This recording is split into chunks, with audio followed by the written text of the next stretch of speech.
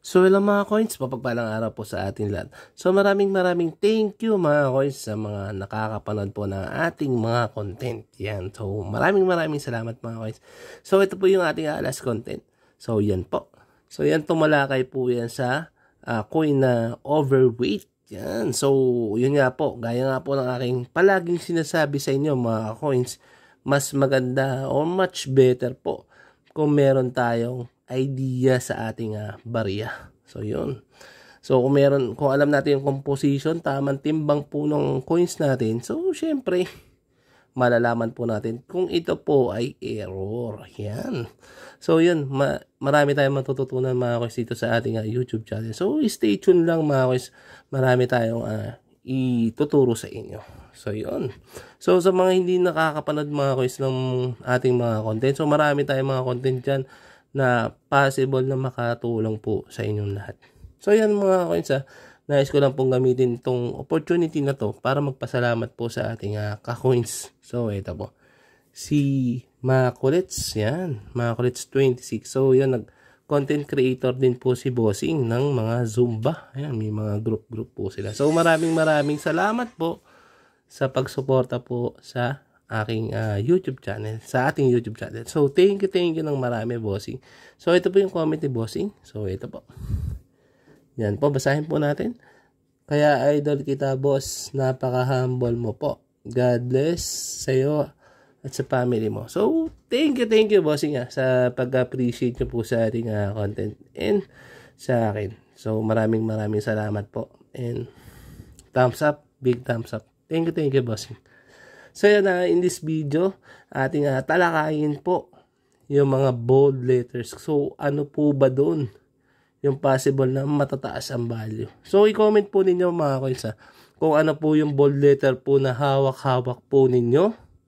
At the same time, yung mga bold letters po na kulang po ninyo at nag-i-struggle po kayong i-hunt. Yan. So mas maganda yung medyo may connection tayo. Alam po natin kung ano yung mga possible na rare para po sa inyong opinion nyo po. So, magbibigay din po ako ng sarili kong opinion dito kung ano po yung possible para sa akin na rare. Yan. So, huwag natin masyadong patagalin, pabayin. So, thank you mga bossing sa suporta po ninyo. So, tara, let's go!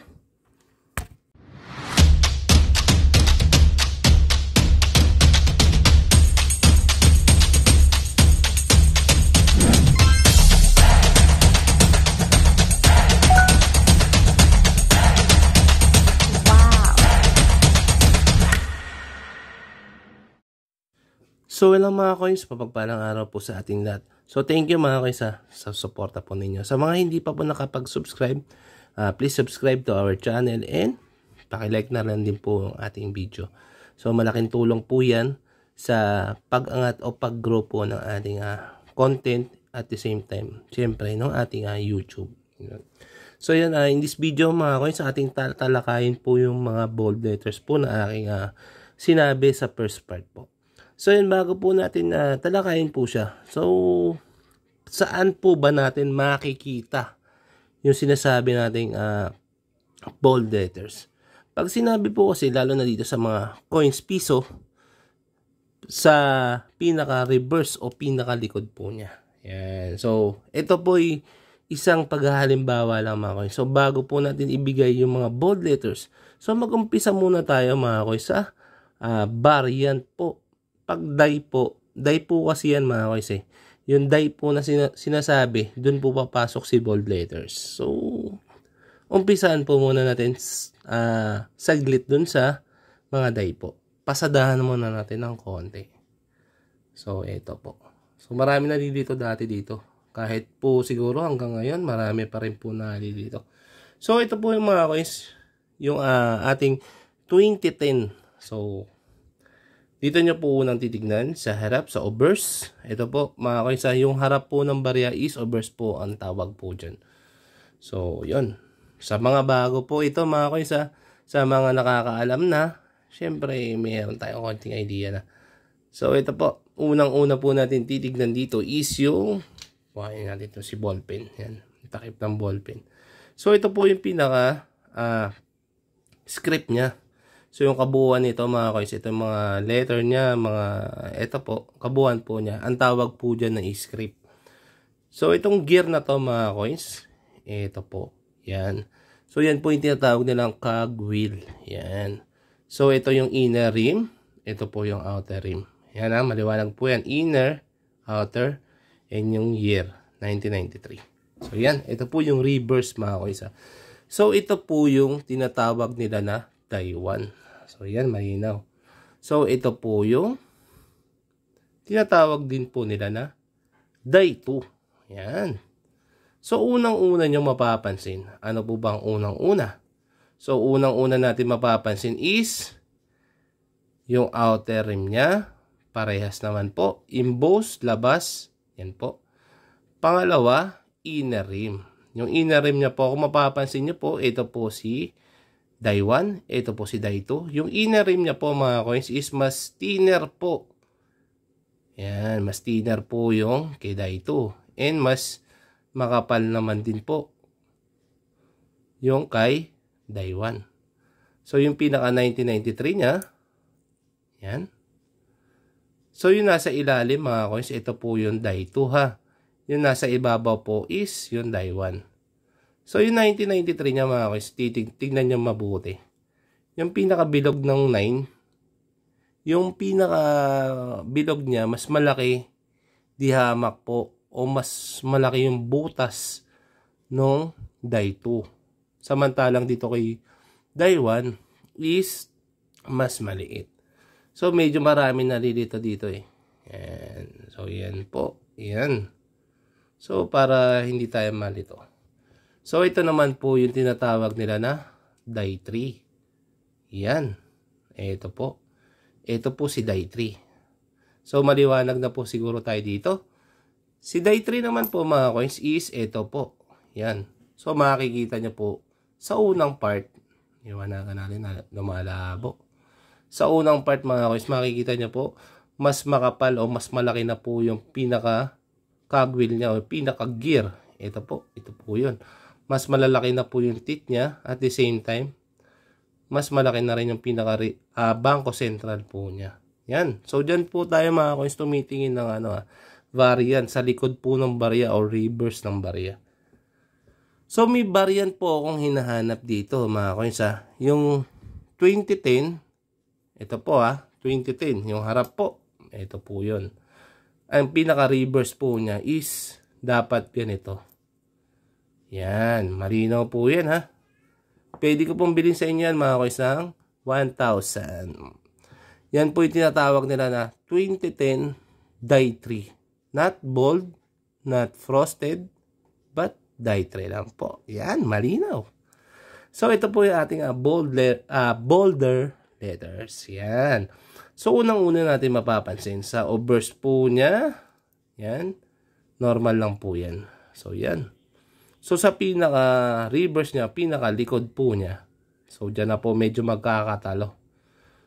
So yan, kung mapapansin niyo po, yung kanyang 1993 is mas malaki po di hamak yung bolder letters. Nasa ilalim po yung bolder letters. Then yung pinaka-cogwheel niya mga coins is mas na po siya, mas makapal, mas malaki. Pati po yung kanyang bangko central, mas bolder. And mas thinner na rin po yung kanyang outer rim. So halos hindi nyo na po siya makita, pantay na po siya. So makikita nyo dito kay die 3, emboss po siya, labas po siya. So ito po yung die 3 So magkano ba yung ganito? Yan. Yun. So ito 2010 na bolder letters. So possible mga coins mag-relay muna tayo unang-una sa pinaka-kondisyon niya. Kung maganda yung kondisyon nito mga coins, pwede nyo siyang ibenta ng 200 each. So kung mapapansin po ninyo, medyo mataas siya. Depende o conforme po sa kanyang kondisyon. Yan. So may papakita ako sa inyo na konting example nung sinasabi kong magandang kondisyon. So ito po. Yan. So kung makikita nyo dyan mga coins, halos walang bangas o tama yung barya. So, kung ganyan kaganda mga coins yung inyong 2010 na bolder letters, reverse bolder letters, is pwede nyo siyang presyohan ng 300 to 200 ang isa. Kung ganyan kaganda.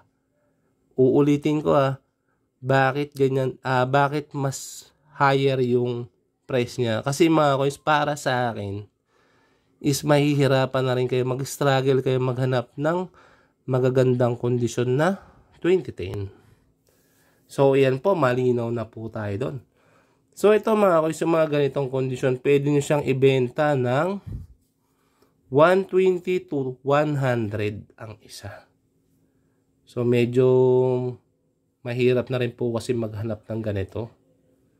So, kung meron kayong ganito mga coins na 2010, tapos yung reverse po niya o likod po niya is die 3. Yan, pwede ko po sa inyong bilhin yan ng, sabi ko nga po, 1,000 ang isa. So, malinaw po yan mga coins. 1K each.